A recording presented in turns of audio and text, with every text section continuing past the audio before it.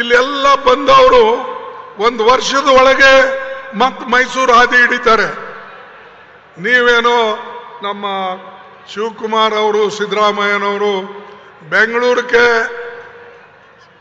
ಇದು ಯಾವುದದು ಸಿಂಗಾಪುರ್ ಮಾಡಬೇಕು ಅಂತ ಹೇಳಿ ಹಿಂದೆ ನಮ್ಮ ಕಾಲದಲ್ಲಿಯೂ ಕೂಡ ಇವರು SM ಕೃಷ್ಣ ಹೇಳ್ತಿದ್ರು, ನಾವು ಬೆಂಗಳೂರಿಗೆ ಸಿಂಗಾಪುರ್ ಮಾಡ್ತೀವಿ. ನೀವು ಸಿಂಗಾಪುರ ಮಾಡ್ಕೊಳ್ಳಿ, ನಮಗೇನು ಬೇಡ, ನಮಗೆ ಮೈಸೂರು ಬೆಂಗಳೂರು ಮಾಡಿದ್ರೆ ಸಾಕು.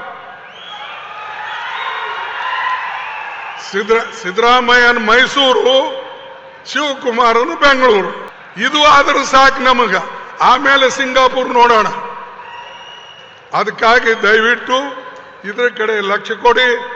ಭರ್ತಿ ಆಗಬೇಕು, ಬೇರೆಯವ್ರ ಮನಸ್ಸು ಒಲಿಸ್ಬೇಕು. ಅವ್ರಿಗೆ ಬೇಕು ಅಂತಂದ್ರೆ ಯಾವ ರೀತಿಯಾಗಿ ನೀವು ಎಷ್ಟು ಜಾಗಗಳನ್ನ, ಎಷ್ಟು ಪರ್ಸೆಂಟೇಜನ್ನ ಅದು ಇಡಬೇಕು, ಅದನ್ನ ಇಡಿ.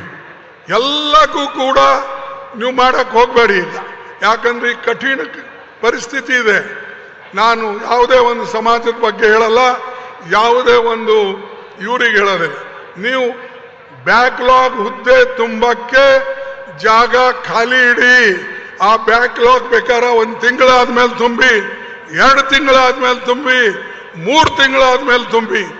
ಆದರೆ ಉಳಿದಂತ ಜಾಗಗಳು ನೀವು ತುಂಬಿದರೆ ನಮ್ಮ ಮಕ್ಕಳು ವಿದ್ಯಾವಂತರಾಗ್ತಾರೆ, ಇಲ್ಲರ ಪುನಃ ದಡ್ಡರಾಗಿ ಉಳಿತಾರೆ, ಬೇರೆಯವರು ಗುಲಾಮಗಿರಿ ಮಾಡ್ತಾರೆ. ಅದಕ್ಕೆ ಇಷ್ಟು ಮಾತ್ರ ನಿಮಗೆ ಕೇಳಿಕೊಂಡು, ಅಭಿವೃದ್ಧಿಗೆ ಇನ್ನೂ ಹೆಚ್ಚಿನ ಹಣ ಕೊಡಲೇಬೇಕಾಗ್ತದೆ. ಮತ್ತು ಸಿದ್ದರಾಮಯ್ಯನವರು ಇದಕ್ಕೆ ಹೆಚ್ಚಿನ ಸಹಕಾರ ಕೊಡ್ತಾರಂತ ನನ್ನ ನಂಬಿಕೆ ಇದೆ. ಮತ್ತು ನಾನು ಯಾವಾಗಲೂ ಕೂಡ ಅವರಿಗೆ ಒಂದು ಇಲ್ಲ ಒಂದು ಹೇಳ್ತಾ ಇರ್ತೇನೆ.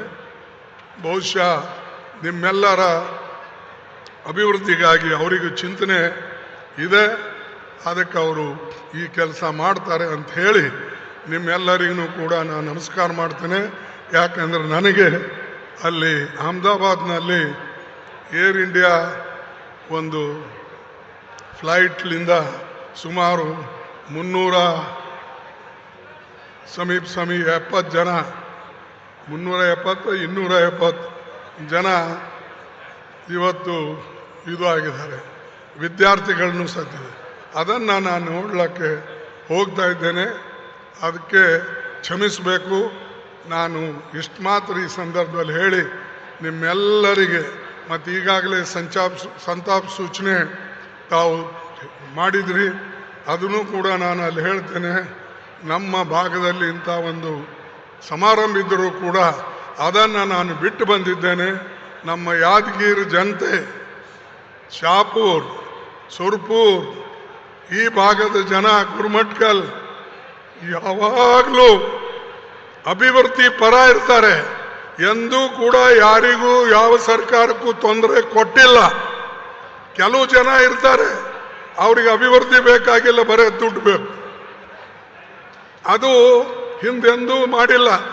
ನಾನೇ 40 ವರ್ಷ 39 ವರ್ಷ ಇಲ್ಲಿದ್ದೆ.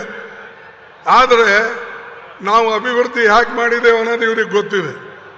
ಯಾವ ಕೆರೆದೇ ಆಗಲಿ, ರೋಡ್ದಾಗಲಿ, ಲೈಟಿಂದಾಗಲಿ. ಇಲ್ಲಿ ನಾನು ಬಂದಾಗ 5 ಊರಿಗೆ ಲೈಟ್ ಇದ್ದು, 5 ವಿಲೇಜಸ್. ನಾನು MLA ಆದಮೇಲೆ 4-5 ಸಲ ಚುನಾವಣೆ ಆದಮೇಲೆ ಪ್ರತಿ ಹಳ್ಳಿ, ಪ್ರತಿ ಒಂದು ತಾಂಡಕ್ಕೆ ಲೈಟ್ ಮಾಡಿಕೊಟ್ಟೇವೆ. ಪ್ರತಿ ಒಂದು ತಾಂಡಕ್ಕೆ ನಾವು ರೋಡ್ ಮಾಡಿಕೊಟ್ಟೇವೆ, ಕೆರೆಗಳು ದುರುಸ್ತು ಮಾಡಿಕೊಟ್ಟೇವೆ, ಲಿಫ್ಟ್ ಇರಿಗೇಷನ್ಲಿಂದ ನೀರು ತರ್ತಕ್ಕಂಥದ್ದು ಮಾಡಿದೆವು. ಇವೆಲ್ಲ ಕೆಲಸ ಮಾಡಿದ್ದೇವೆ. ಆದರೆ ಕೆಲವು ಸಲ ನಮ್ಮ ಜನ ಮರೆತು ಹೋಗ್ತಾರೆ, ಅದು ನಮಗೆ ದುಃಖ ಅನ್ನಿಸ್ತದೆ. ಬಟ್ ಈ ಸಂದರ್ಭದಲ್ಲಿ ಪದೇ ಪದೇ ನಾನು ಅದು ಹೇಳಕ್ಕೆ ಹೋಗೋದಿಲ್ಲ. ದಯವಿಟ್ಟು ನೀವು ಸರ್ಕಾರದ ಸಿಗ್ತಕ್ಕಂಥ ಲಾಭವನ್ನು ಪಡೀರಿ. ಸಿದ್ದರಾಮಯ್ಯ ಅವರು ಏನು ಹೇಳಿದಾರೋ ಮತ್ತು ಅಥವಾ ಕೊಟ್ಟಿದ್ದಾರೋ, ಕೊಡ್ತೀನಿ ಅಂತ ಹೇಳಿದಾರೋ, ಇವೆಲ್ಲನೂ ಕೂಡ ತೆಗೆದುಕೊಂಡು ಅದರ ಲಾಭ ಪಡ್ಕೊಳ್ಬೇಕು.